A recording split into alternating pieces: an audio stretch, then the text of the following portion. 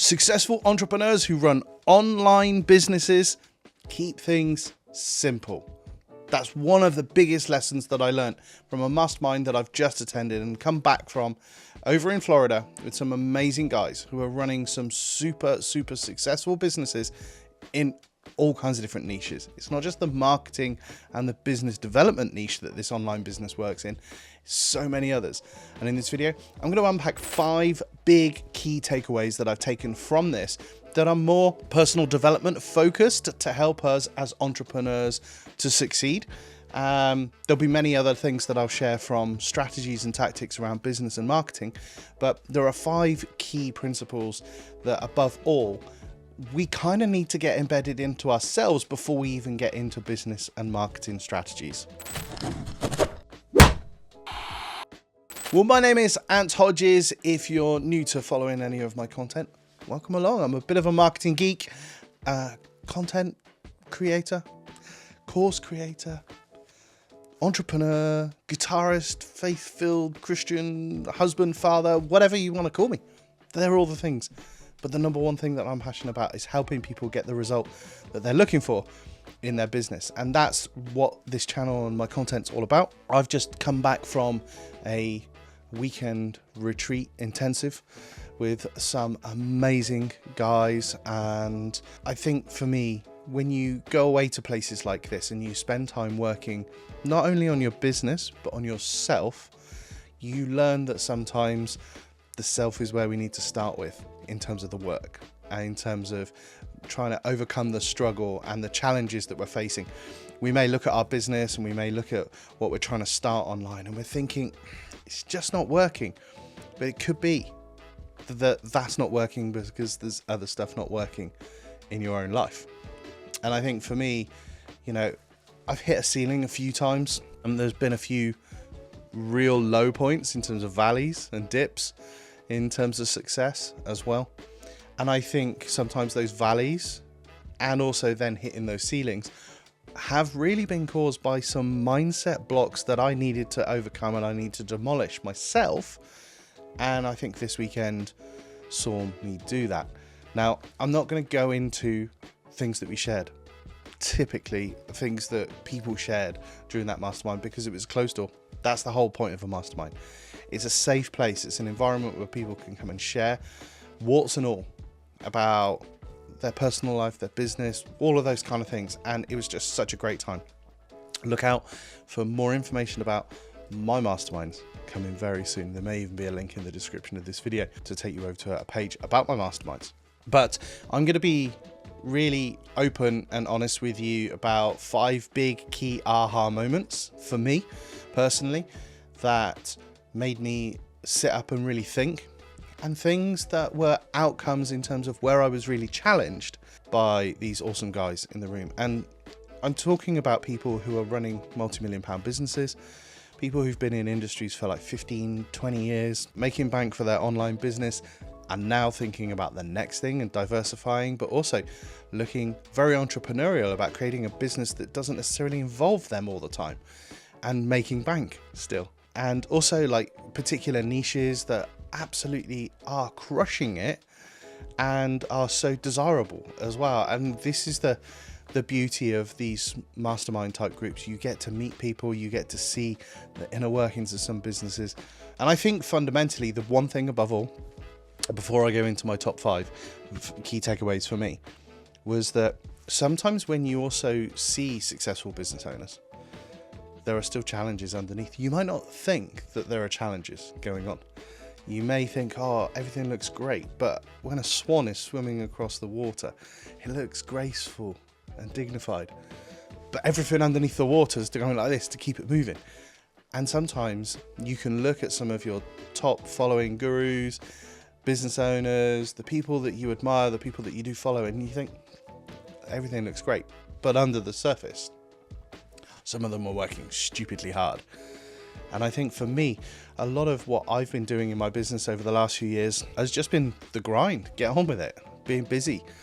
And some of the feedback from the room was quite interesting, that, you know, the brand or what I'm putting out there seems to be, you know, it seems to be good. It seems to be all together. And I was quite shocked by that, because obviously things have been a struggle at times, things have been challenging, things have been busy, but on the surface of it, things that I'm putting out seem to be good. So I'm going to be sharing these 5 key takeaways from a position of there are still things to be worked on in my business and in me. There will always be that, but there is a strive and an aim to get things to a point where, you know, we are really moving things forward. And particularly for me, I want to create a business that's simple, effortless, and fun. And that's my man, Graham Cochran. He was hosting the mastermind. He shared that as almost like a throwaway comment halfway through. Simple, effortless, and fun. That's what we should be doing in our business. If we keep things simple, effortless, and fun, I know we're going to be able to succeed. I know we'll be able to build it, because I've seen it firsthand from some of these guys in the room who've literally kept their business simple, effortless, and fun. So what are my big key takeaways? The first big aha light bulb moment for me, and it's kind of a bit of a strategy, but it was much more, it challenged much more of me. The number one thing I need to make a change in my own business and in my life is to show up more and share my content on YouTube. I know everyone's going to turn around and go, oh yeah, we know YouTube's great and all this kind of stuff. I've practiced and promoted YouTube as a potential way of growing your business. I've got friends who are doing it extremely well with it as well. But when I was sat in the room over the course of the weekend, one member shared that he is literally generating thousands of leads from organic content from his YouTube channel. I just went, what am I trying to do? Everybody is trying to generate more leads and more sales in their business. Get it. But when you actually hear the numbers that people are generating from really simple, like 1 video a week kind of strategies, it's just phenomenal to think I'm leaving a huge amount of stuff on the table. I'm mucking around in all kinds of other things. Also, I think for me, it's the attitude to actually show up and share. And we talked about what we're going to share, what to share and how to share and things like that. And I also think that some people have really got their knickers in a twist over the kind of content that they should be creating for YouTube. Okay, well, I'm going to show you a lot of the what and the why, but you have to buy the how. And I'm thinking, you know, is that right? And what I've discovered from these guys is that a lot of the how generates raving fans and generates even more business. And when you leave the how behind a paywall, sometimes it's just going to be a slow, hard slog. So it's not necessarily always sharing the what and the why, but some of the how too as well. So YouTube is my big key takeaway first. Regular content on YouTube, not only for your own business, but also to really just grow that audience and that personal brand. It's what people watch, it's what people see, it's what people, you know, understand. Got it on their phones, their smart TVs, their laptops, their devices, wherever they are. They're watching YouTube. So we've got to show up and we've got to be on YouTube. The second big key takeaway for me was to stop comparing myself to others. And actually, we all need to hear this. Stop looking around the marketplace. Stop subscribing to everybody's emails to keep on top of what they're doing. Stop like doom scrolling through their feeds to see what they're doing and so on and so forth. If we're going to show up, let's just show up 100% authentically as us. Let's share our story. Let's share our knowledge. Let's share our frameworks. Let's share how we do things. Not mimicking other people. And I think for a long time, other people have said, you know, look for the people in your industry and model what they're doing and things like that. That's obviously taken to an extreme sometimes where people literally copy other people, but you're just another face in the crowd then. If you stop comparing yourself to others, it gives you the space and time to actually think about what you want to share and who you are and what you can be for other people. Comparison is the thief of all joy. So why don't we just stop comparing and just start being ourselves? My third big key aha takeaway moment was price for your worth. A lot of people, when they get to things like pricing structures and pricing strategies for their products and their programs and their services, what's the number one thing that they all do? They go and look at what other people are charging. And the second thing is, they also think, will my customer pay for this? And I think they're both valid things to do. You could do some kind of looking in the marketplace to see where you're priced, so you can kind of see where in the marketplace you would be. And you could price it based on what you think your customers are going to pay. But fundamentally, I think both of those things do two things still. They're still comparing. They're comparing your pricing and your packaging to other people, but they're also comparing what you've got to what you believe are the expectations of your customers. Unless you categorically know, then you can't even use that as a pricing strategy. For me, I was radically challenged about some of the pricing for some of the things that I'm doing and how I'm doing it. I've come away going, I need to price for my worth. The knowledge, the wisdom, the experience that I've got, the frameworks, the teaching, the community I'm building, the way my training's delivered, the time and approachability that I offer for private clients and mastermind members. I've got to price for my worth. So, if you're an existing customer of mine right now, good job, stay customer. New customers, you're going to be paying a little bit more, because the way in which also my pricing strategy in the past has really been dictated is also by a lot of the companies and a lot of the people that I work with who are just starting out in this kind of industry or starting out in their industry. And a lot of people start out with that mindset of, I need to price low, and then over the time I gain more experience and I can price more. And I think that works if you think about it from a perspective of the more knowledge, wisdom and experience I've got means that I can charge more. Not just, I need to be in this for a longer period of time and each year I can increase my price. It's about the knowledge, the wisdom and experience that you've got, and then pricing for the worth that it is to others in terms of the transformation it's going to truly bring. Pricing for your worth, probably the biggest light bulb moment for me. But there are two others. Number 4, the world is bigger than your following. I remember an open discussion, and then in one of the group sessions, and then a private conversation with one of the members. It was actually mind-blowing from a perspective of just kind of lifting the lid. It's, sometimes you know stuff, but you haven't really taken it in.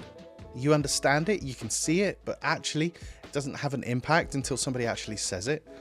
But basically, a lot of us will fall foul of the, I need to be posting consistently in social media so that all my followers know what I've got and what I can do. But the world is bigger than your followers. And actually, to become the hunted is a real thing. We need to think about how we can show up in the world so that it's desirable for others who don't even follow us. Think about ways in which we can show up in front of audiences that don't know us, and really focus on growing that audience rather than necessarily just serving our followers. And things such as collaborative kind of interviews and lives, going on other people's webinars, showing up and serving at other people's events, speaking at other events, all of these kind of things, creating affiliate type programs and stuff. It utilizes other people's audiences. And again, it's strategies and stuff that I've talked about and thought about before. But more than anything, this weekend just went inside my brain, and I just have learned so much from it. Number 4, the world is bigger than what you think. And the world is bigger than your followers. And my 5th key takeaway was really kind of a jab in so many different ways for me, just to kind of change some of the mindsets and behaviors that I have. But it's cut out the crap. A couple of the guys in the room, yeah, they're on social media, but they never go into social media. The doom scroll culture of just scrolling through and just getting lost for 5 minutes. Then it turns into 15 minutes. Then it turns into half an hour. I'm guilty at the best of times. I want to relax.